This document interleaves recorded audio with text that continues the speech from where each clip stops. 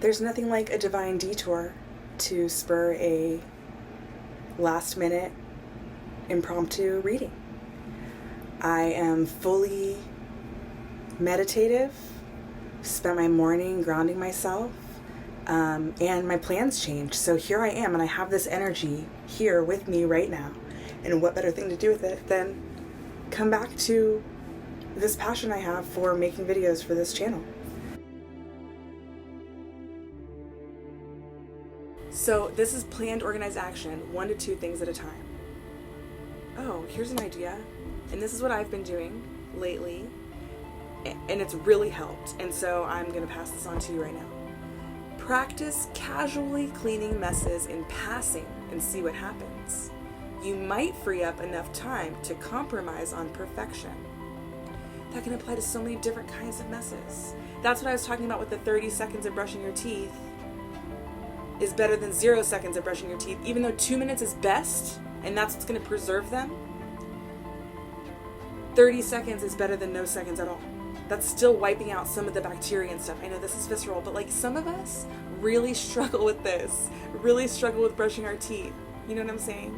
Some of us really struggle with that, with basic daily hygiene, and that's okay because what we're doing is casually, calmly, groundedly, balancedly raising our vibration, our energy, solving one problem at a time, because those incremental change us for the better, and that's how we get that King of Cups energy, that flow. Incremental changes for the better. These are some cards that I've made. A couple of them are quotes, and I try to attribute who I've quoted. Some of them are general spiritual ideas that I heard over and over again and eventually made into cards. I just bought these plain white cards on the internet, like a multi-pack came with. They're like these blank card decks, but they're like sort of glossy, and I use wet erase markers on it. So I'm going to use these first to get a starter message, or a stack of them. Reflect on what you can do to show gratitude to the earth. Reflect on what you can do to show gratitude to the earth.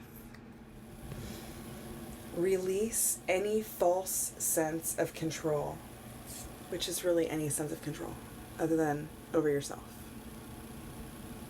Release any false sense of control. And finally, the universe has a box big enough to fit your wish.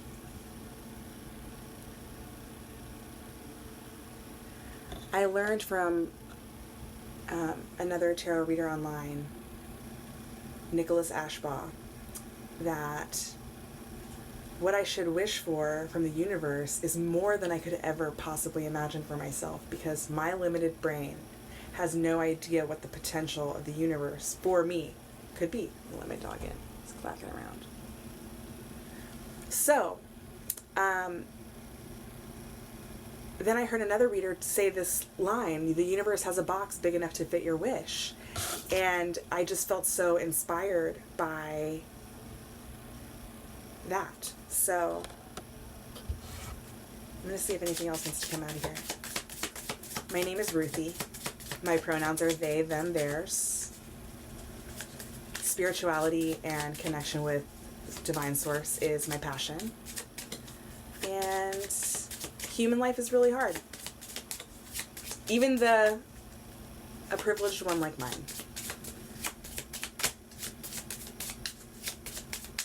Roscoe, I'm in the middle of a reading. Come here. Come here. This is Roscoe. He's 13 or 14 years old.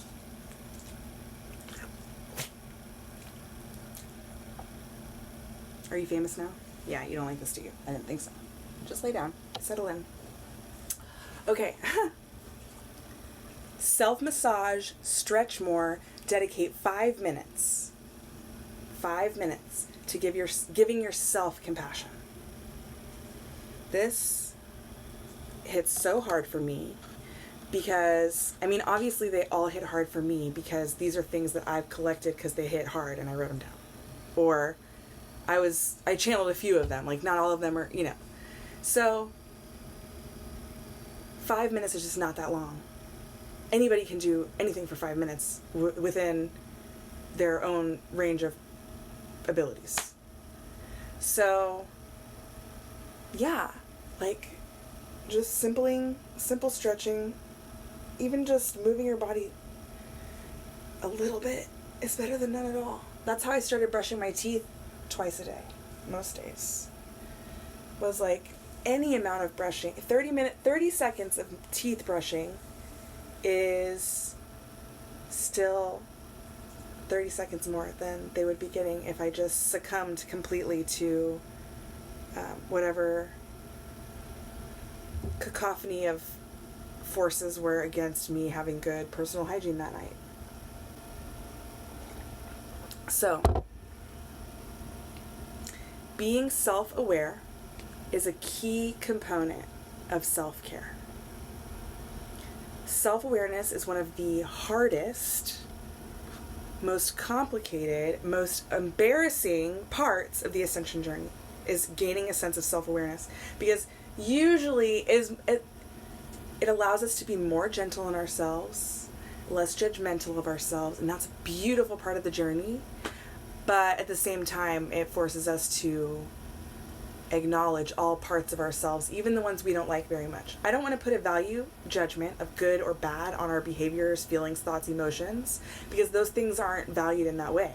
They exist, that's the reality of it, and it's how we are affected by and how we affect the world by processing through that. We can shove it down and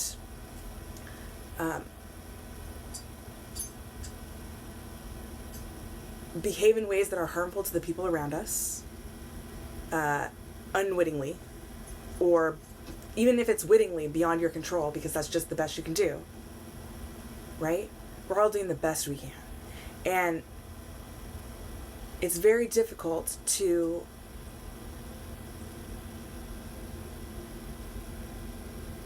think that about ourselves, that we're doing the best we can. Because the best we can in our mind, for some reason, because of a lot of reasons, our best is never good enough. And I'm reading this book right now, as my partner suggested for a while before I picked it up, The Disappearance of Rituals by Byung-Chul Han, who was a Korean-born professor of philosophy and cultural studies who teaches at the University of the Arts in Berlin. So there's some like old dude boomer shit in here that like my spouse Zach's marginalia laughs at. He says, "Come on, Jamesy, why?"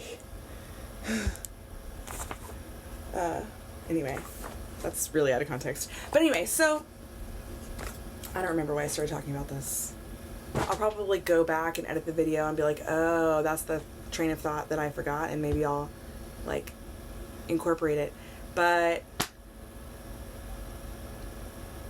self-awareness, this book, if you read it and you want to talk about it, you and me and Zach can start a book club. Okay, The Hanged Man.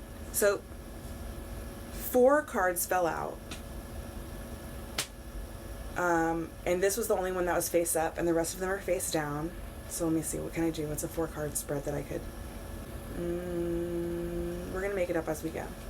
I'm going to call this card, The Hanged Man, the fork in the road. Right? We're at a fork in the road in which we are at new destiny and karmic destiny have 2 paths. Now, I want to make a comment. These are not valued differently from each other. If we have to follow a karmic path more times than we think it should have to teach us so that we really know, that's our destiny. It's okay, right?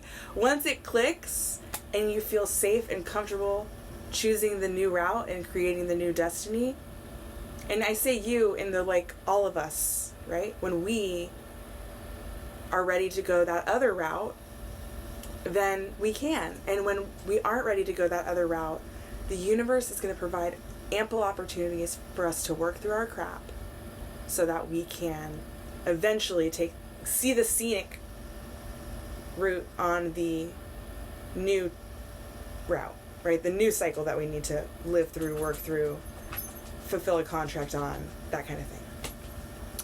So this is going to be the fork in the road, the Hanged Man. I love these Golden Girls cards. I'm just going to take them in a stack like this. I'm not going to take reversals unless, like, the Spirit's like, yes, you will. And let's go. Here's path number 1. The Emperor. Before I start going off and on about this, I'm going to see what path number 2 is going to be. The Emperor. Here's path number 1. Path number 2. The Ten of Swords. Okay. Here you are. You're the Hanged Man. Here's 2 paths. You could be in your power, on your throne, dressed to the nines, living your highest truth with the staff of fairness, and there's like a lot going on. I could go on and on and on. Or we can continue on this. Now this Ten of Swords, if you don't know about the Golden Girls, Dorothy was this old lady, and she was this Ten of Swords is in a picture of her ex-husband Stan, and I think that her and Stan probably really, really love each other, and it really sucks that Stan couldn't be like a more stand-up partner for Dorothy, but ultimately, okay, doesn't matter. Dorothy had to go through what she went through with Stan in order to become the badass bitch she ultimately was as a Golden Girl. She stood in her truth. She stood in her power. She still got to be an emperor. But it took maybe 10 cycles going down the same road. How many times did she forgive Stan and stay with him before she finally left him? How many times after they got divorced did she entertain getting back with him, because after all, it's the father of her children, and she did genuinely love him, and it's not his fault he's a total idiot. But yes, it is. But no, it's not. But yes, it is. But I can't live with it. Whatever. We don't know how many times Dorothy had to go on that. And we don't know how many different people in Dorothy's life she had to experience similar patterns, whether they were romantic partners, friendships, or otherwise. We don't know. What we do know is she made it here.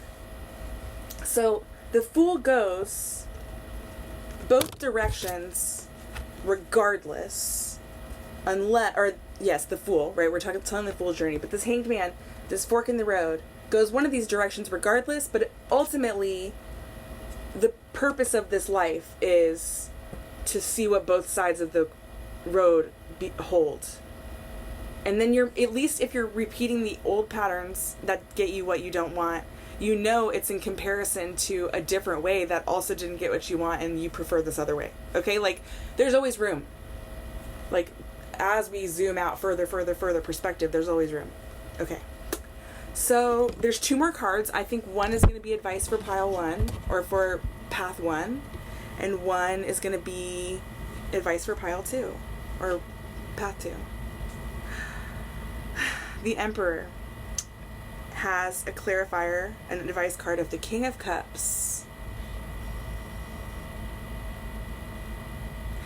I think this might be Rose's husband, Charlie. Maybe, I think. And they had, if it is, this will apply. If not, I'm getting it wrong for this reason.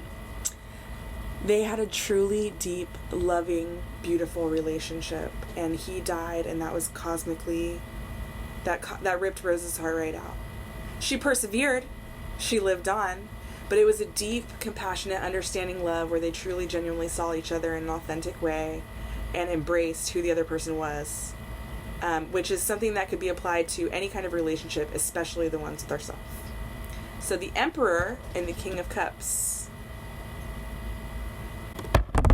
is one route, and that route is opening the heart, having compassion, doing the work, but then letting it go.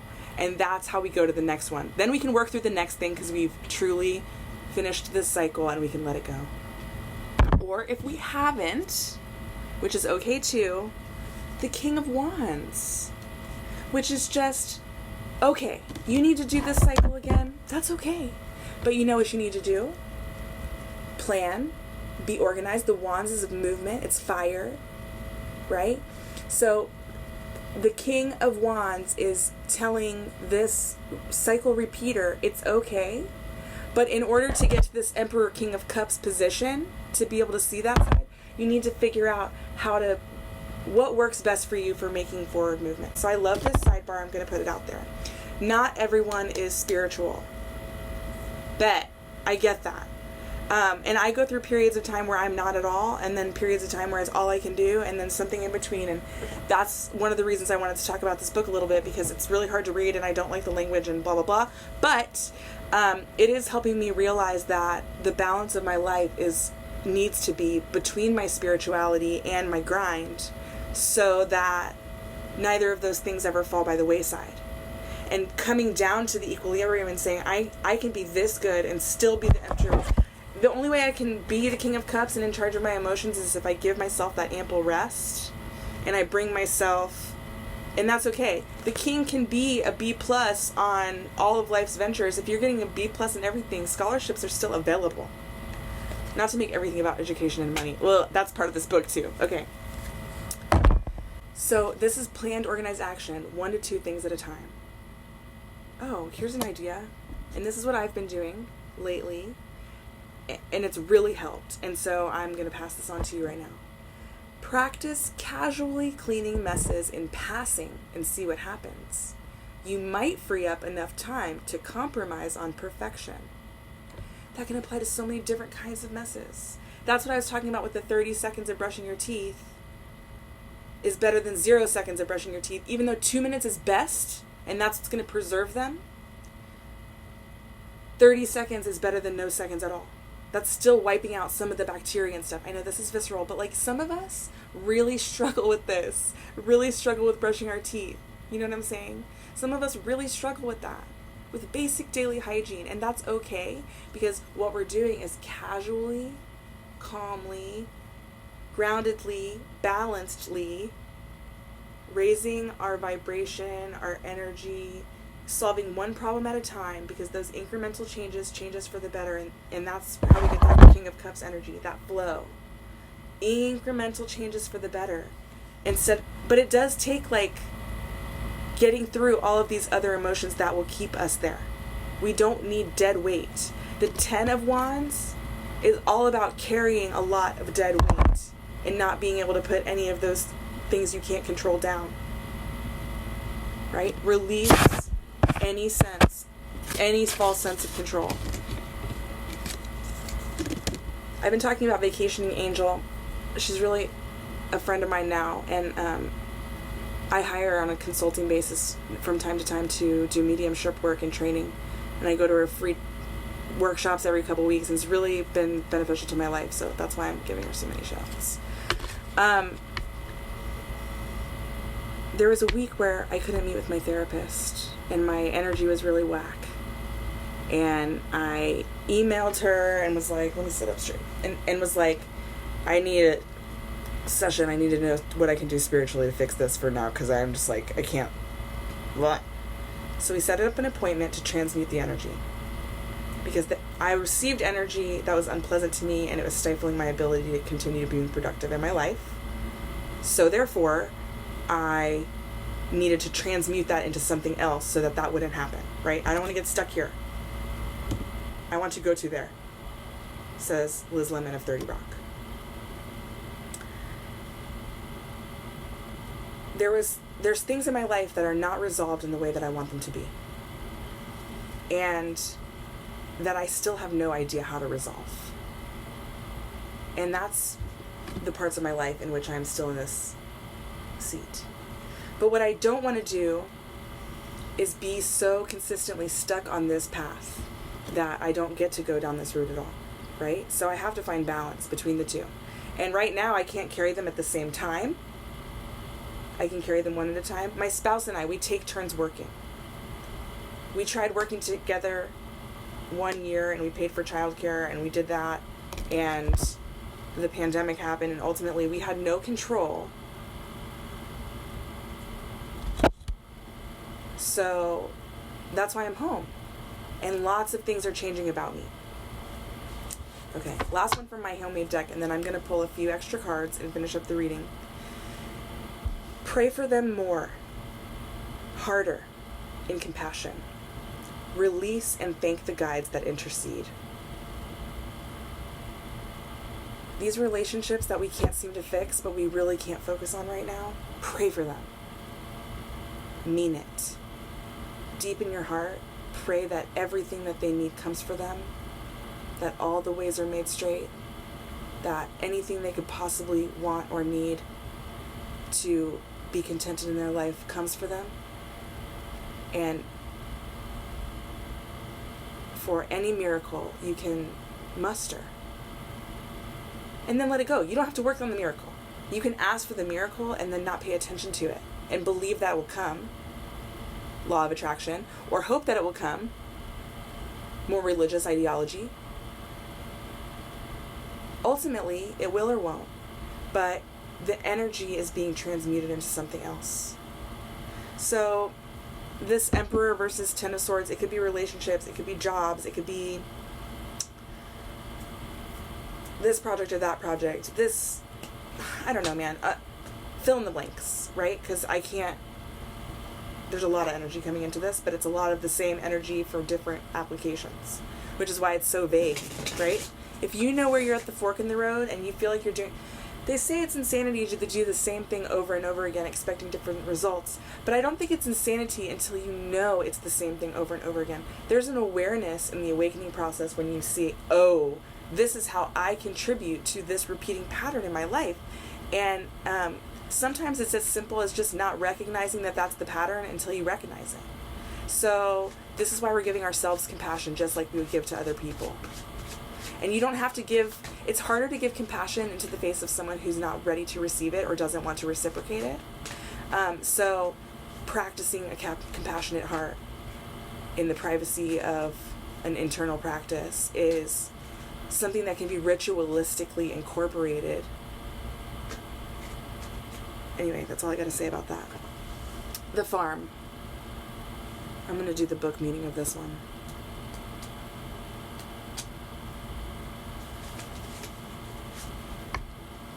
The Farm offers itself to those in need of respite, exploration, and insight of all sorts. I got distracted by a notification, so I'm going to do that again.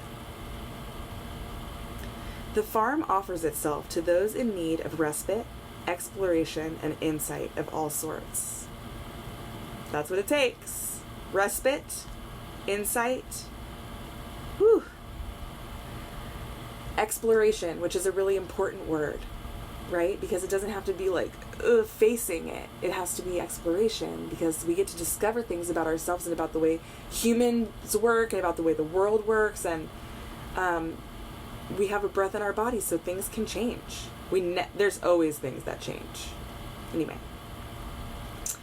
It is a home, but not your home, and contains within it the imprints of a life lived, but not your life. The set of a story in which you are not a leading character, but you are welcome to tour. Allow yourself to give and be given to without unpacking your bags. Love was here, and love leaves traces. Perhaps that's the universal link you feel. I'm getting vibes surrounding accepting that every part of our journey, it's like that reason, season, or a lifetime, right? People, places, things come into our life for a reason, to teach us something maybe, so that we can intercede on something that the universe is just using us as a pawn in. Who knows? Who knows what our contract says, right? But there might be a season, not just a one-time event or a few weeks, or, there might be just a whole section of your life. 15 years could be a season, right? There's people who get divorced in their 60s, 70 years old, because they're like, I'm not dead, so why devote the rest? Now, I'm not saying if you've been married for 60 years and you're a little bored, like, go get a divorce. You know, maybe hit the swingers club. You know what I'm saying? Okay. Zooming out and taking perspective, it was like it's a feeling of home, but not your home. Zooming out into someone else's perspective helps. Like, vacation helps us be more grateful for our home again. We need to get away. We go somewhere else, even if it's just like across town to visit a friend for a few days, and we come home. We have like this. We have a nostalgia for the place where our rituals are, the place where our comforts are, the place where our responsibilities live. You know, there's a comfort to that. So, the farm is about taking a break, a little vacation from your own personal mental, physical, emotional, spiritual lodging. Removing yourself from that, putting in a different place, looking at something else for a while, or from someone else's view, just as a thought exercise even, and then returning to your perspective and seeing how even zooming out one other direction changes how you feel about it, right? Like, the problem is it takes work and time, and it's very hard in this world to be patient. I think that's another point. Okay, Zach, I see why you wanted me to read this book. Ugh, blurry. Focus on me.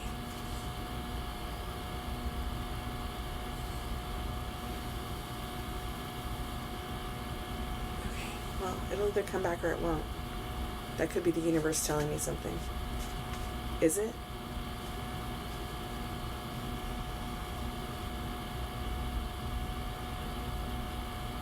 Well, it likes it there. Something about the field of the depth of field or something. There we go. All right. Let's see what else comes out. The person at the crossroads. Don't you want to book a personal reading with me? Like, come on, you're watching this in real time. Mxtical@gmail.com. Can you help me build my dreams so that I can give you even more? More and more and more and more. Thank you. Please like this video. Okay, the person at the crossroads. One more, spirit. Let's lay it on him. Give him a kiss goodbye.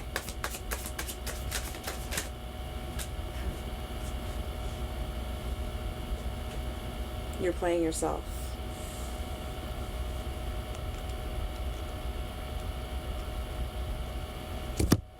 Well, that's a perspective changer. Enjoy the game, but don't forget you're playing one.